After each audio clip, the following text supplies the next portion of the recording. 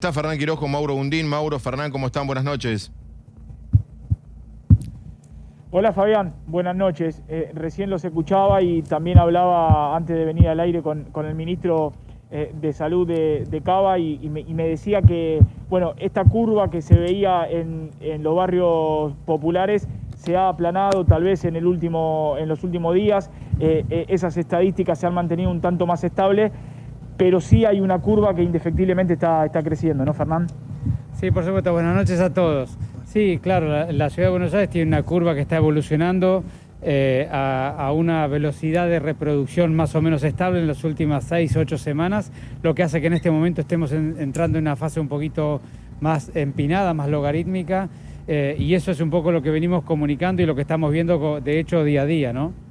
Fernán, ¿cómo estás? Buenas noches. Es imposible preguntarte si estamos en el pico o acercándonos al pico hasta que no bajes, si no, ¿cómo sabés cuál fue el pico? Claro. Obvio cálculo sí, claro. físico, ¿no? Pero la pregunta es esta: ¿si estamos en la ladera de la montaña subiendo?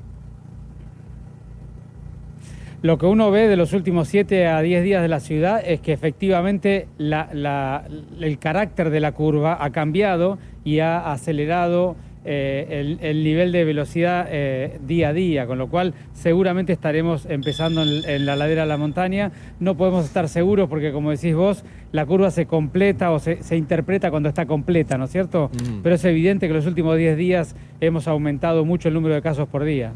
Fernán, vos me explicabas hoy, creo, o ayer, uno habla tanto con Quiroz, con Goyán, con Sánchez, uno ya, pero no sé qué día me lo explicaste, pero fue hace poco tiempo, ayer o hoy.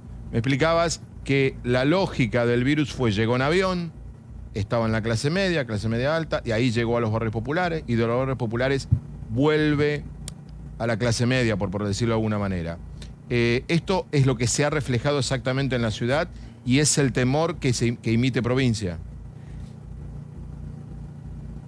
Sí, en realidad vos fíjate que el virus lo que hace es correr entre persona y persona, y lo que pasa es que en los barrios populares la contagiosidad es mayor porque allí no tienen la principal vacuna de esta enfermedad, que es el distanciamiento físico, con lo cual lo que ha pasado es que cuando llega al barrio popular corre más rápido, pero hay que tener mucho cuidado en interpretar los datos, al menos de la ciudad de Buenos Aires, porque lo que nosotros vemos ahí es que si bien algunos barrios se han anticipado por esta cuestión de la contagiosidad, en el número de casos que reportamos por día, nosotros vemos que la curva tiene una distribución geográfica en toda la ciudad y toda la curva de la ciudad está evolucionando, ¿no?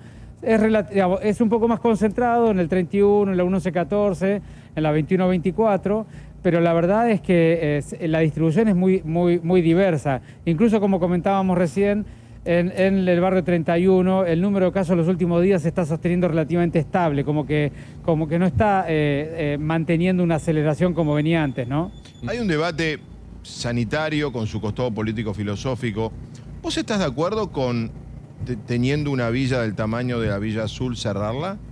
Sanitariamente, ¿te parece bien? Hay gente que dice que es lo único que se puede hacer y hay otra parte de la biblioteca que dice sí, pero si tengo contagiados los meto adentro en un gueto y es peor, contagio a todo el resto. ¿Vos en qué parte de la biblioteca estás?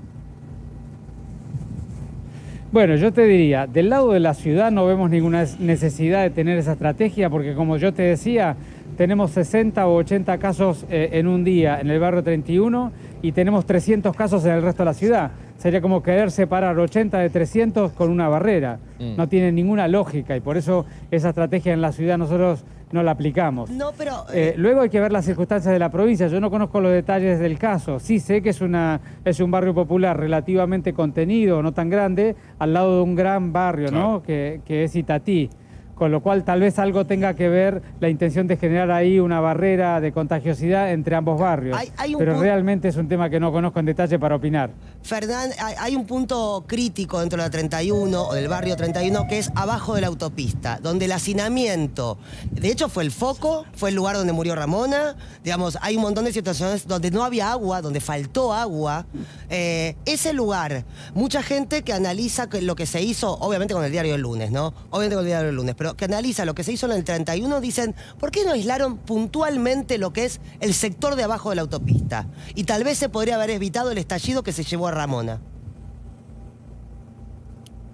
Sí, yo te diría, en el barrio 31 no tuvimos un foco concentrado en un lugar. los primeros casos ya estuvieron distribuidos, de manera que los datos nuestros no indican lo que vos decís. Ahora sí, decididamente, el lugar debajo de la autopista es el lugar con más dificultades, tanto que es el lugar que estaban todos, habían sido y estaban siendo llevados. Es el más hacinado, sí, claro. Y es donde faltó agua, por eso digo que fue un foco, ¿no? Ah, claro, sí. Claro. Es que por eso es que esa gente era la que estaba siendo llevada a los departamentos nuevos. Claro. Vos sabés que toda la estructura edilicia que se construyó, y muchos de ellos ya han sido llevados para allá y otros están siendo llevados. Ajá. Ministro, Perdón, es lo que separa la 31 de la 31 bis de la 31. Claro. Sí, es lo que está bajo la y Ilía. es donde hay más hacinamiento.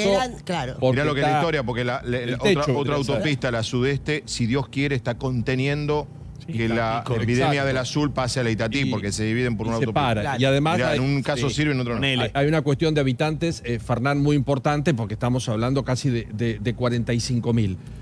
Dimos los números de la villa, comentaste que la situación en las últimas horas está un poco mejor, esto no significa que esto es oscilante y cambiante.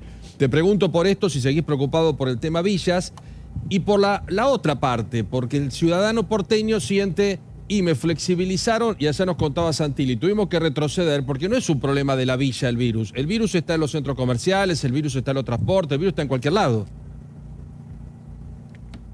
Sí, por supuesto. Digamos, nosotros hemos dicho desde el primer día, hay 5 subgrupos de la sociedad que hay que cuidar particularmente con políticas públicas muy precisas y claras. El subgrupo de los trabajadores de la salud, las personas de la tercera edad, los geriátricos, las personas en situación de calle y los barrios populares. Para los barrios populares, por lejos, la mejor estrategia es el testeo sistemático, la búsqueda activa y rápidamente el testeo a las personas vinculadas a un enfermo, de manera que cortar la transmisibilidad del virus sobre las personas que viven o conviven con el enfermo que has diagnosticado o que tienen vínculo con él.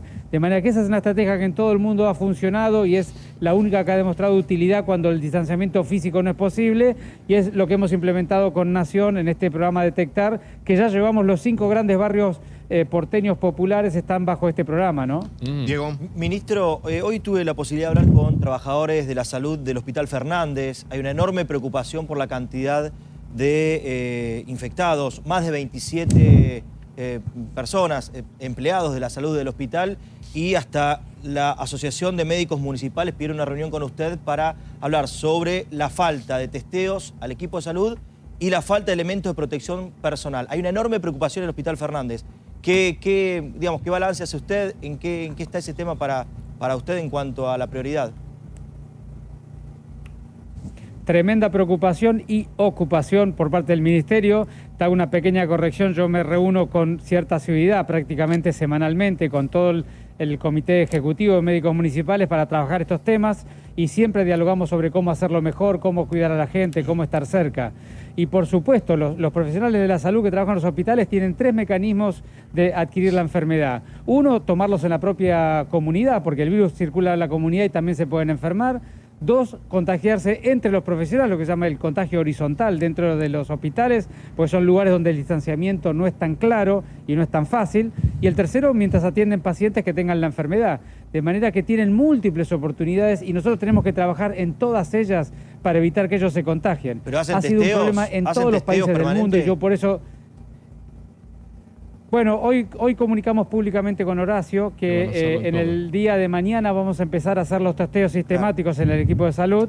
Vamos a empezar sobre todo por las personas que trabajan en la terapia intensiva, que son los que más riesgo están. Eso y reclamaban, vamos a ir por eso, agregando día a día a las diferentes personas.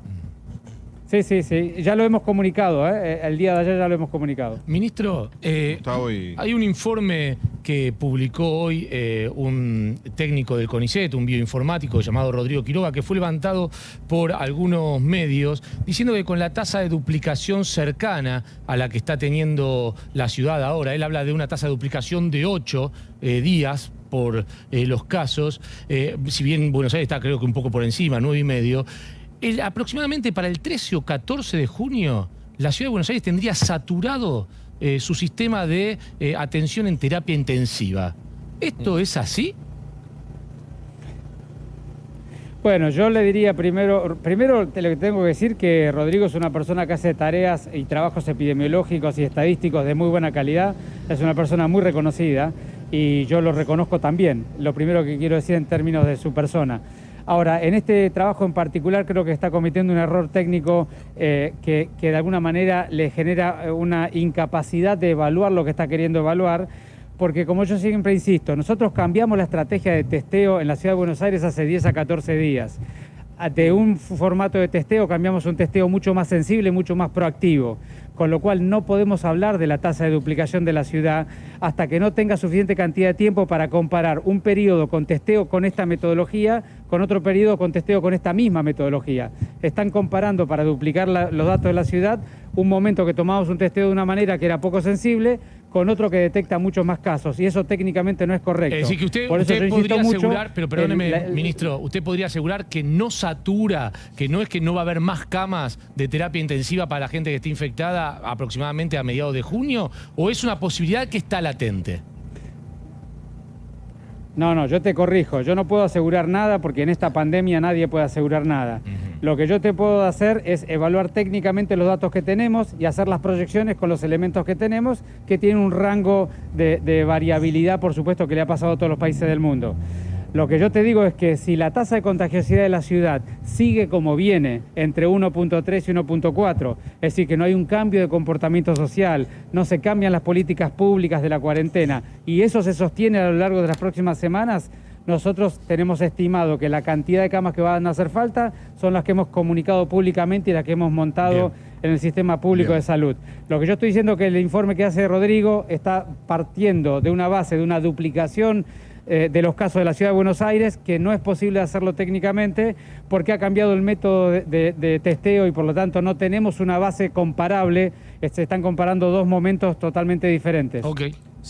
Doctor Quiroz, creo, a ver si me equivoco, usted dijo que el pico en realidad iba a durar entre 6 y 10 semanas. ¿Y eso qué quiere decir? ¿Que la cuarentena también va a durar 6 o 10 semanas más?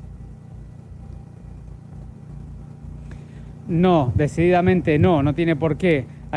Vos estás aclarando bien la diferencia entre ambas cosas. Una cosa es la curva de contagios, cómo va a ser en todos los países del mundo, que uno puede evaluar que ya hayan terminado la curva. Lo que uno puede ver es que esa curva, desde el momento de la base de la montaña cuando empieza hasta el momento de la base de la montaña cuando termina, suele durar 6 a 10 semanas. Pero la cuarentena no tiene por qué tener esa duración. Todos los países del mundo, cuando han pasado el momento más alto y empieza a descender, es decir, que el R0 baja debajo de 1, por más que tengan muchos casos cotidianos, cuando la contagiosidad baja, porque la curva empieza a bajar, rápidamente desandan las medidas de la cuarentena, ¿no? Bien. Hoy, ¿en cuánto está el R0 en la ciudad, ministro? En las últimas 8 a 10 semanas está entre 1.3 y 1.4, siempre en un valor relativamente similar. Ah, bien. Rocío Oliva pregunta. Sí, ministro. Mi pregunta es un poco lo que hablaba Ernestina del tema del agua. ¿Ustedes tienen un número exacto de las villas a las cuales le falta agua, ya que es una de las primeras cosas necesarias para poder combatir el virus? Mira, vos sabés que todos los barrios populares en general de la Argentina tienen dificultades con las redes de agua porque las redes dentro del barrio son hechas persona por persona y las conexiones no siempre tienen garantía. A veces cuando levanta la presión de agua de entrada al barrio se desacoplan las redes adentro y trae mucho problema. De manera que todos los barrios tienen algún problema con el agua, eso es indiscutible. Lo que ha hecho el Estado porteño en los últimos 5 años es una enorme inversión para la infraestructura alrededor de los barrios y hacerles llegar instalaciones más seguras sobre las cuales se puedan conectar. De hecho, no es mi expertise, estoy hablando de algo que no conozco en detalle, pero entiendo que eso es lo que está ocurriendo en el barrio 31, ¿no? Fernán, la última pregunta un poco siguiendo la de Ceferino. El sábado 6 de junio uno presupone que habrá la histórica ya conferencia de prensa quincenal del presidente explicando que por lo menos en la ciudad de Gran Buenos Aires sigue la cuarentena, ¿no? En los términos actuales. Bueno, en los términos actuales no lo sé. Digamos, seguramente algún grado de limitación tendremos, pero eso dependerá mucho de cómo evolucionen los datos las próximas 2 semanas. Llevamos apenas 3 días de la última vez que el presidente nos habló, con lo cual cuando tengamos 5, 6, 7 días más y tengamos una tendencia clara, por ahí voy a poder empezar a tener alguna opinión. Bien. Fernán, gracias como siempre. Abrazo enorme, abrazo gigante. No, por favor, gracias a todos Sí. ustedes, saludos. Gracias, Mauro Gundín, también.